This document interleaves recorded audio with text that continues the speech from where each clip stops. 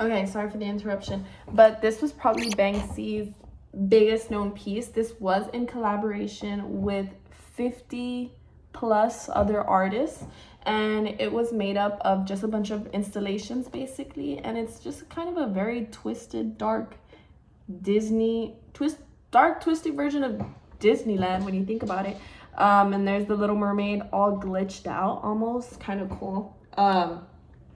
But yeah, the installations consisted of a lot of things. One, for example, was a Cinderella carriage crash, which was basically meant to kind of represent Princess Diana's death, and how the media captured it was like so, I don't know, just everything challenged consumerism, corporate, climate change, any kind of societal political issue you can think of. There was an installation like regarding all of that. But yeah, it was really, really big, and it was in a random little beach town, like a seaside town.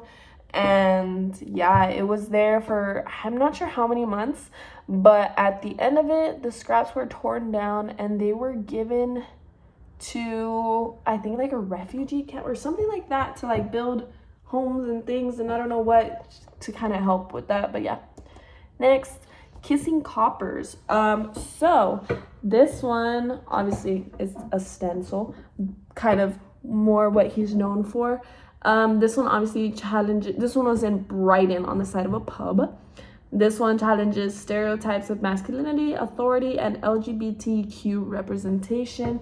So I think this one was in, I'm not going to give a time because I don't remember when. 2014. Sold in 2014. So this was before that when you think about it. So kind of crazy to be doing, not crazy, but definitely pushing some norms by doing that. And yeah, it's literally just two policemen embracing each other.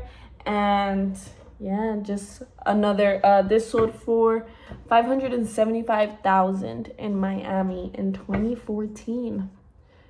But yeah, sparked debate on police, sexuality, and public space. What's okay to put in a public space? People were questioning whether this was disrespectful or what, but yeah, heavy debated one. Why rats? So Banksy uses so many rats in his artwork, in his pieces, and rat, all mixed up and jumbled around the letters, spells art, obviously. So that's like either a funny coincidence or it's on purpose. There's a lot of people say he gets inspiration from a little someone. We talked about it on the tour actually, with Professor, but he portrays his rats as regular people, and it's kind of like symbolizes outsiders' resistance and how small actions can have big meaning.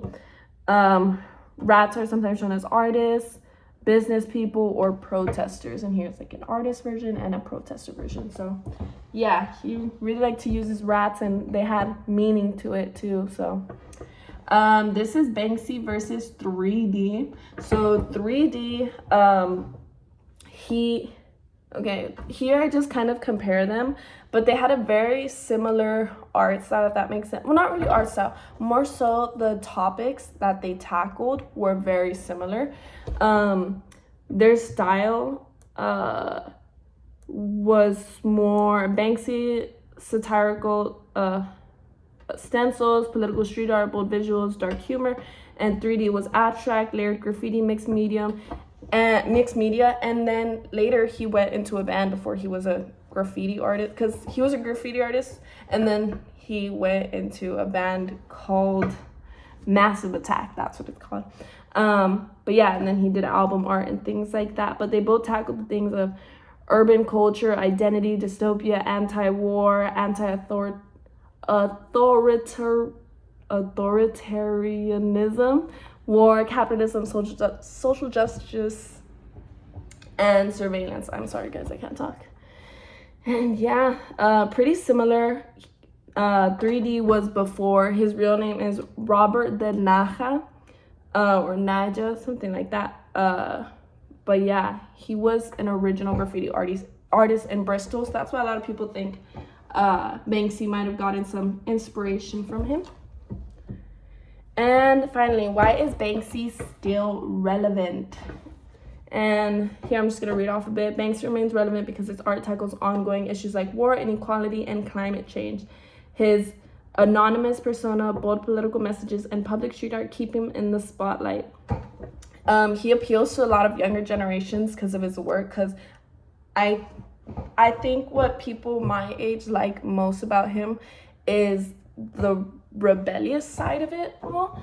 The fact that he's so well known, yet no one, like hardly anyone knows who he is. So that's really impressive. But yeah, whether you like him or not, he does gain a lot of attention. He still gains a lot of attention. If anyone sees a possible Banksy artwork, it's a huge deal. So he's still speaking out on societal problems and anti-war and things like that. So he's staying relevant. Thus, the topics that he's doing are still relevant. So it makes him pretty relevant still. But yeah, thank you guys. Sorry.